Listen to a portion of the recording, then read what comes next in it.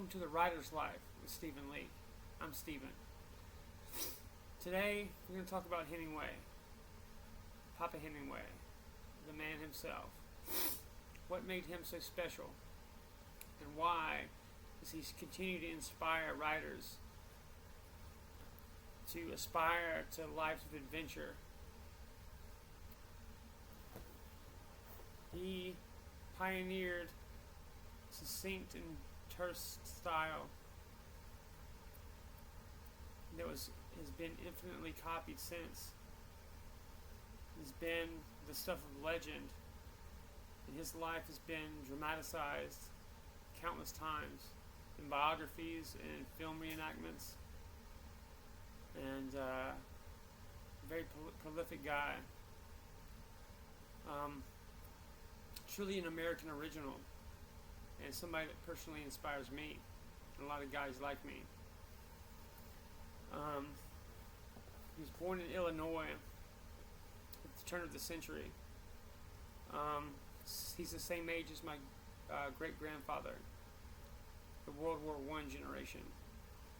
He was an ambulance driver in the Great War and worked with the Red Cross. He was involved in both World Wars in some fashion, allegedly working with the French resistance during World War II. A big game hunter and fisherman whose novella, The Old Man and the Sea, was the reason he won the Nobel Prize in Literature in the 50s.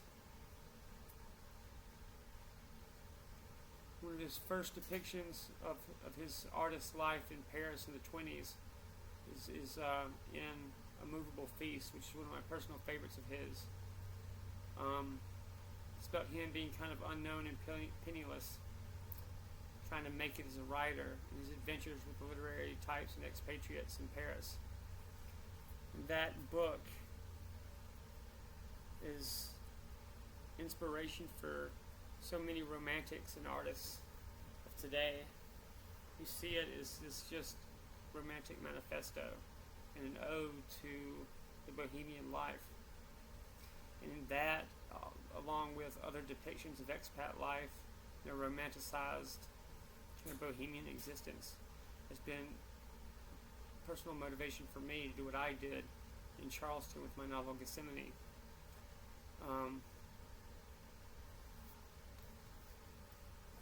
My style is not really like Hemingway.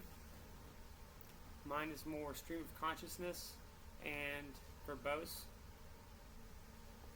But this kind of terse, succinct style is a hallmark of the 20th century literature and modernist stuff. And he inspired a lot of people that copied that style, including a contemporary, Fitzgerald, and I would say also Faulkner would be kind of a contemporary of Hemingway. But I'm not formally educated on stuff. I went to school purely for creative writing, and only have a peripheral education on like informal English classes, so at a college level. But I can tell you what I see in Hemingway as a writer, someone who does it professionally himself. Obsession, first of all. Something you have to have if you're going to be any good. Obsession to craft. A guy who developed his own style, developed his own expertise obsessively, and took pride in his work. That's another thing. Obsession, devotion to craft, developing personal expertise. It's necessary. And he kind of was one of the forerunners of Gonzo, somebody who went out and lived the stories he wrote, where art imitates life or life imitates art, whichever way you want to look at it. And I'm not going to bore you with like biographical details of Hemingway's life. You can get that anywhere.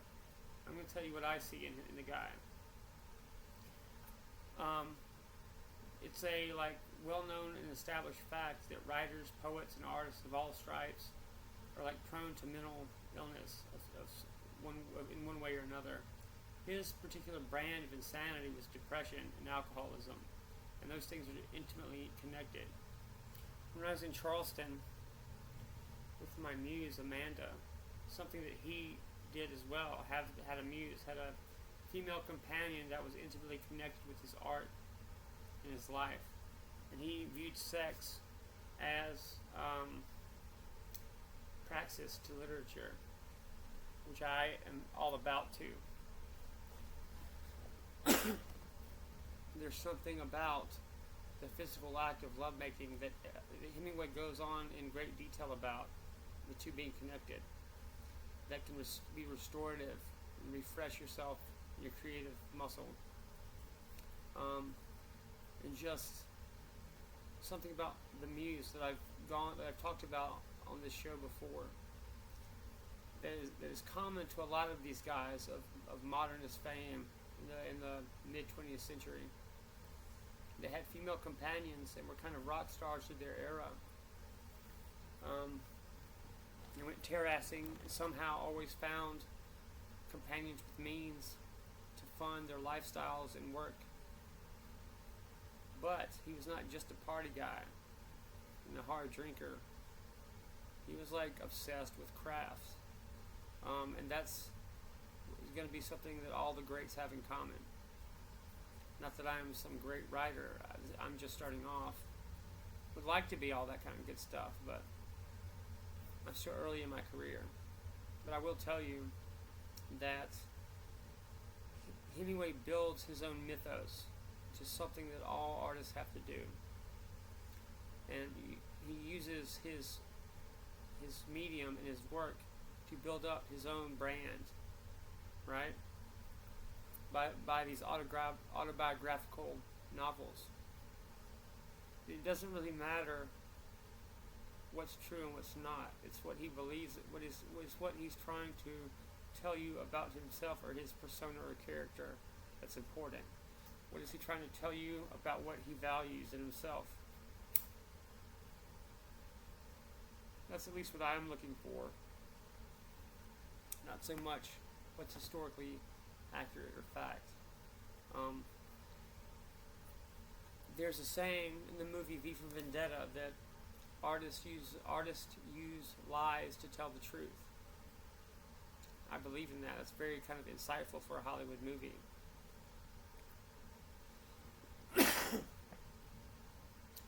And there's a lot of self-aggrandizement and embellishment in Hemingway.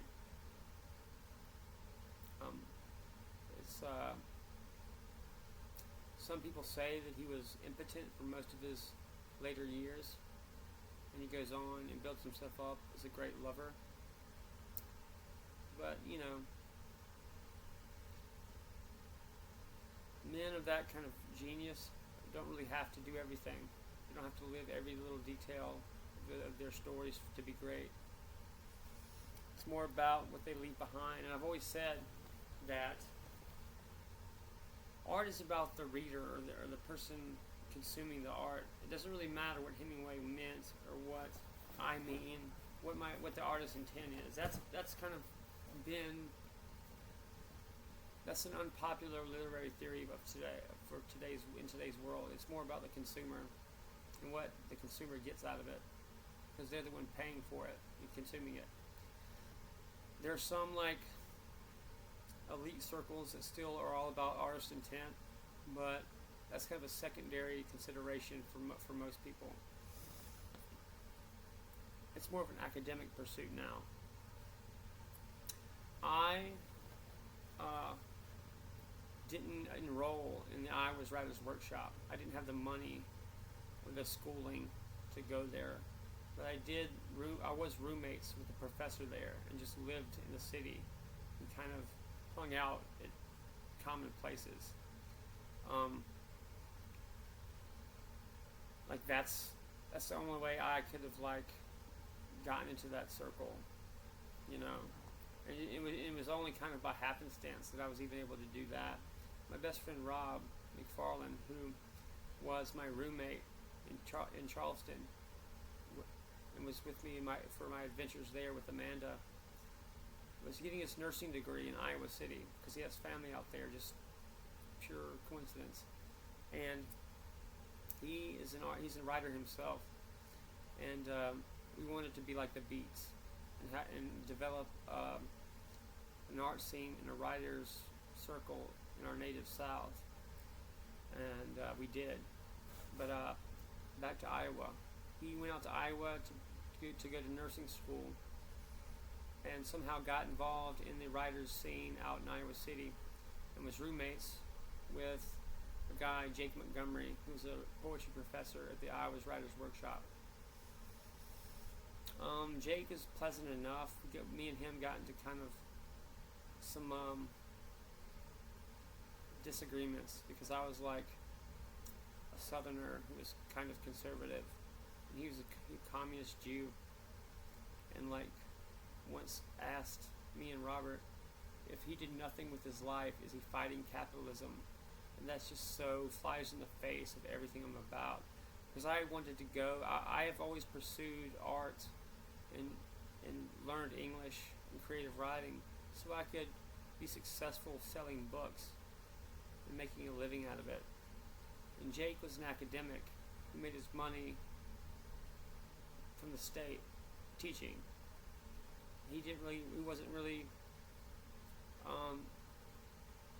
living in a competitive in a certain way environment where he had to sell to make a living, you know. So we come from different worlds, different approaches to art, and it's only because of producers like me who have to be prolific to make a living, that are constantly producing and selling, that pay taxes that go towards paying his salary. At least that's how I see it. And if you are in such a comfortable, privileged position to where you don't have to produce to exist comfortably, I'm not going to be interested in anything you have to say. But I was pleasant with him. He's a nice enough guy. We just come from different worlds.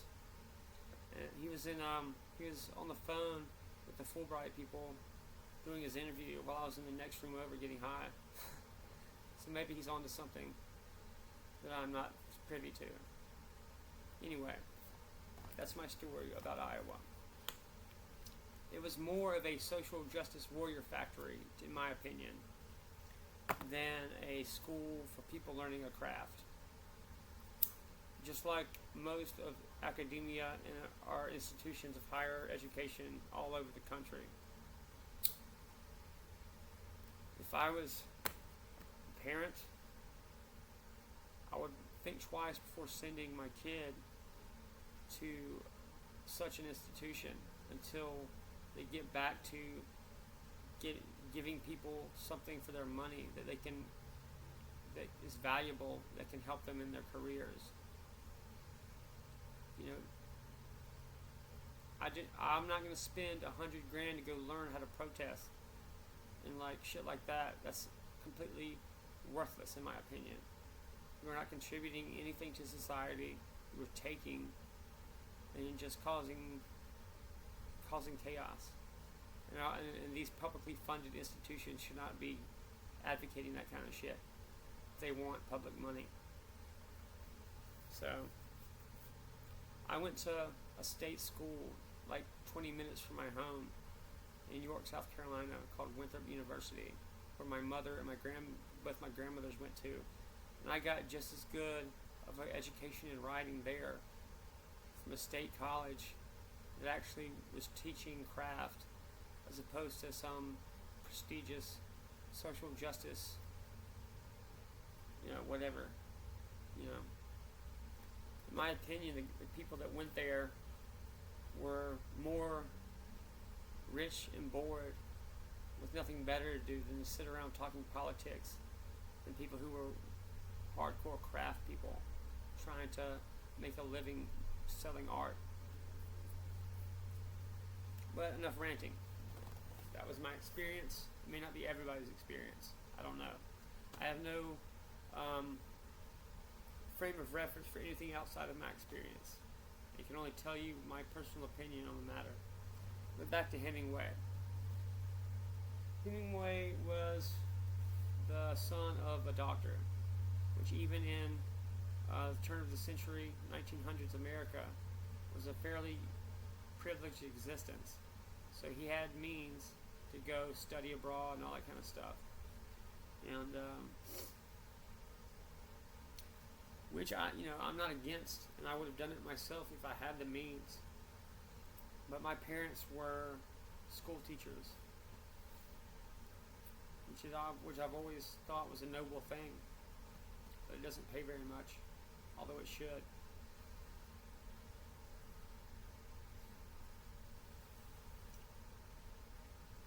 As a doctor's kid, having means, getting to experience Europe, put him in a different strata than what I've experienced. The cool shit I have experienced, I've had to do by couch surfing and kind of sleeping on floors and shit, and kind of doing kind of a DIY kind of experience. I have a first cousin who was my introduction to writing and literature from when I was a little kid, who I love dearly. He's been hugely supportive of my work. He's probably better than me as a poet, but you can't really compare artists, even though I'd like to, because it's such an individual pursuit and subjective. He exists in a more sophisticated world than I do. He's kind of beloved by the elite, but I trust him as an ambassador of the rural South. I do. I just exist on a more blue-collar level, and we do different things. We're good at different things. But if you go to StephenLeake.com, I have a link to his website, which is rogerswalker.org, and he's been featured. He had a photo essay featured in the Oxford American recently that covered his sister, my cousin Kara, her battle with breast cancer, and them on the road to get treatment in Houston from Wilmington, North Carolina, where they live. He's an epic badass. I'm so proud of him for teaching at Harvard. I am the fuck up of my family, and I'm no slouch. So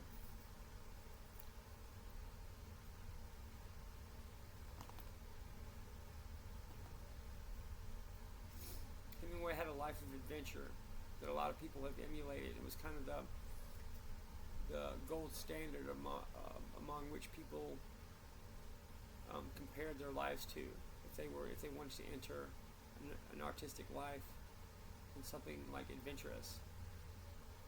He had all of these kind of unique experiences, and I've modeled my own life after that in kind of a do-it-yourself kind of shoestring budget kind of a way.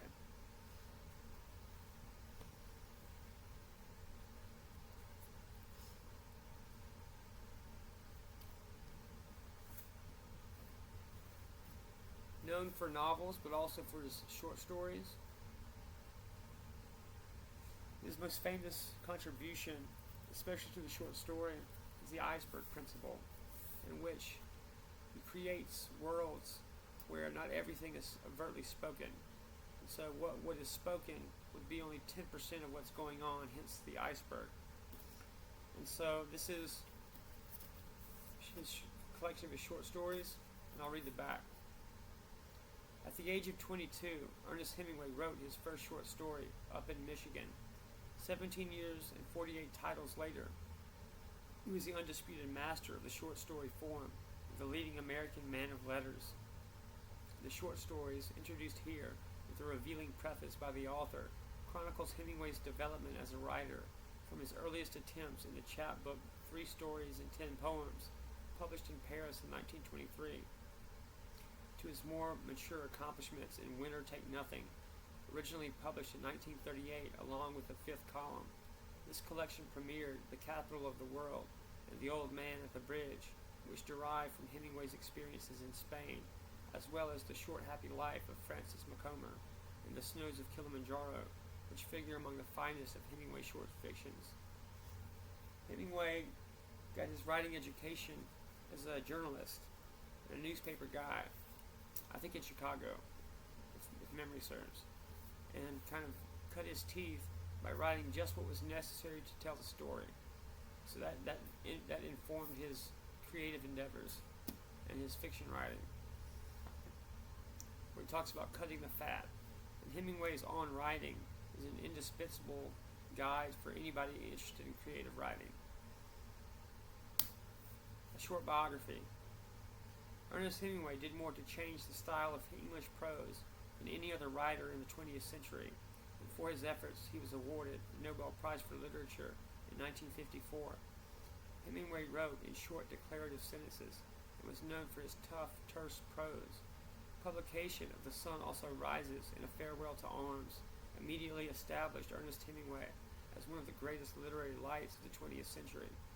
Part of the expatriate community of Paris in the 1920s, the former journalist and World War I ambulance driver began a career that led to international fame.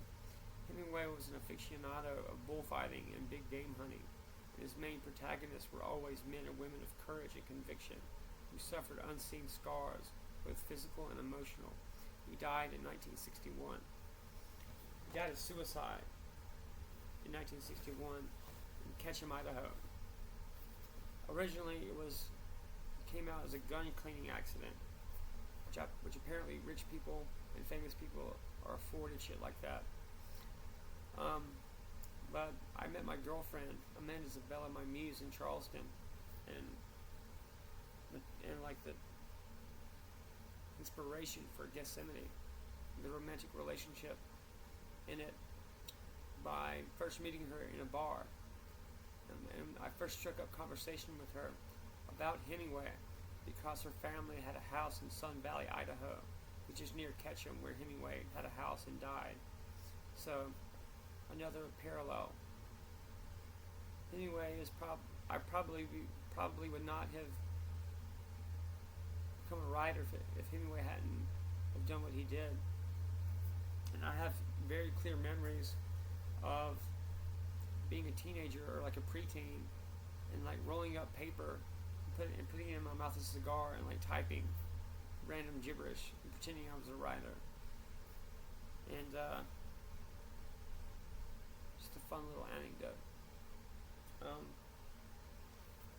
One of his posthumously published works, The Garden of Eden, explores the sexual dynamic between an American couple on vacation, or honeymoon actually, in Europe, I think.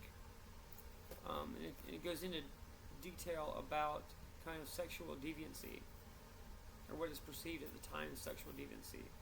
Now it's not so big of a deal, but it goes into androgyny and like menage a trois, stuff like that. And Hemingway was known, maybe not as well known, but it was known that Hemingway had kind of a subversive streak when it came to sex. And he has talked about as having his, I think, fourth wife cut her hair short and like pretend to be a guy and shit like that in the bedroom. It's total kink shit. And I love shit like that in artists. Personally, I'm more of like an athlete when it comes to sex. But I have my own deviancy, as it were, in the way I approach it. Just, as an athlete. But we all have such idiosyncrasies, not just artists.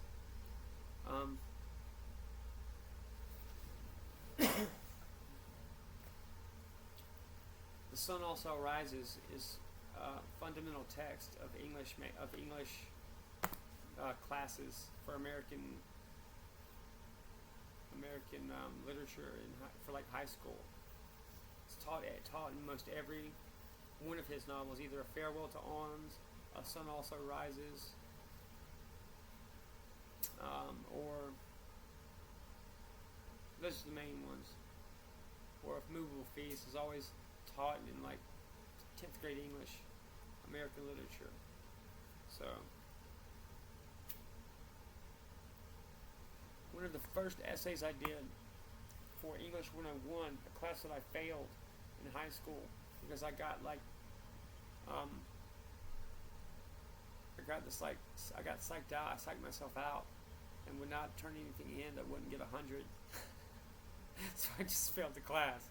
But anyway, the first essay I did was on Hemingway and the concept of genius, which is clear.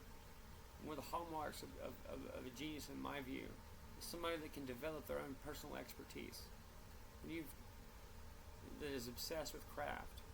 If you've gotten so good at a certain skill that you are developing your own expertise that nobody else knows, nobody else is capable of doing, that reaches to the level of genius, in my opinion.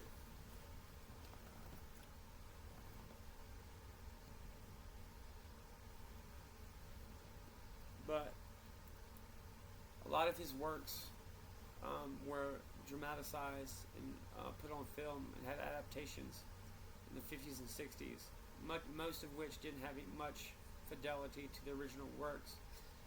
But he's got to make a living, I suppose. I don't really watch. I haven't really watched many of the film adaptations of his works for that reason.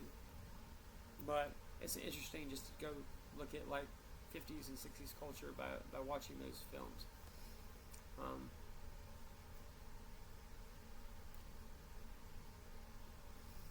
He's known for having a place in Key West, and in his later years, just having a routine where he would go write at his desk standing up during the morning, and then by the afternoon finish his work, and then head to the bar and find people to talk to and drink with, which is, drinking is a part of the writer's life, a lot in many aspects due to him and Fitzgerald, that generation, so-called lost generation. They were hard drinkers. And one can only imagine being of international fame and being seen and spotted drinking all night in a Paris cafe, how that has been romanticized into the ground over the decades since it's happened. It's kind of a trope at this point. But he was one of the first to establish that, and that was his actual real life, and not just something he copied. All the greats will always have some kind of imitation of previous writers, but they also have make it their own and contribute original ideas to the craft.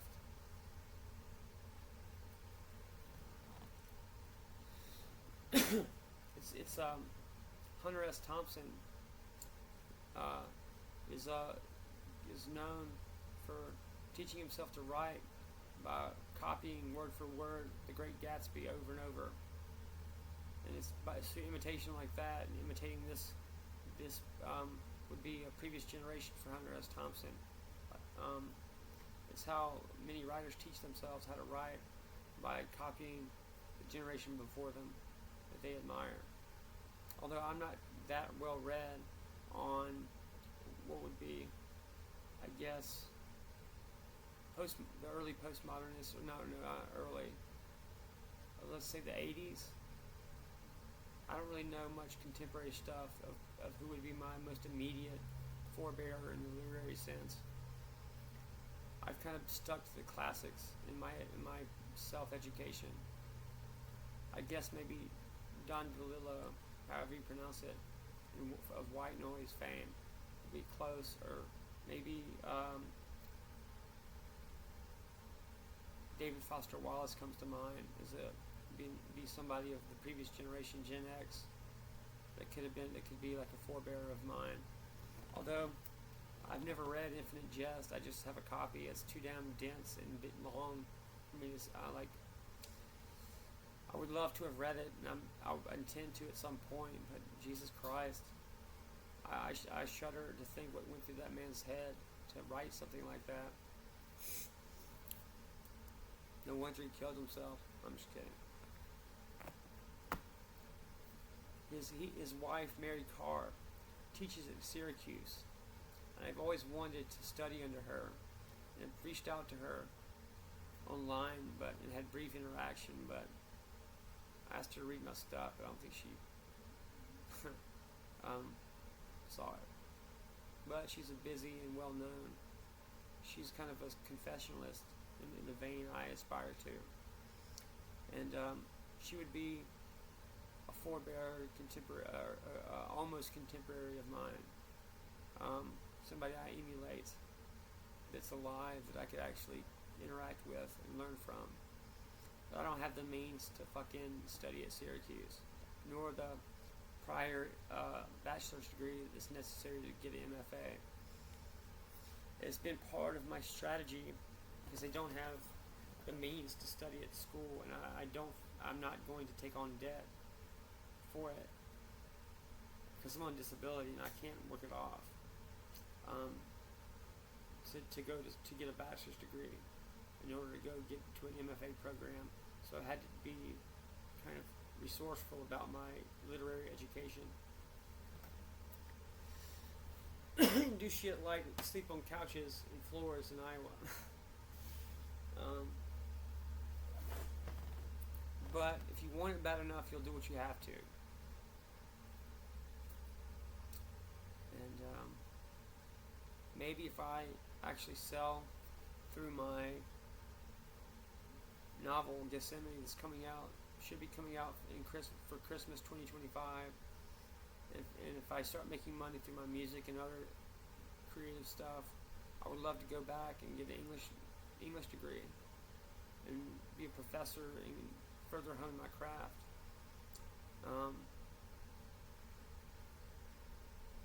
That's something I'm considering. It just depends. I need to make money.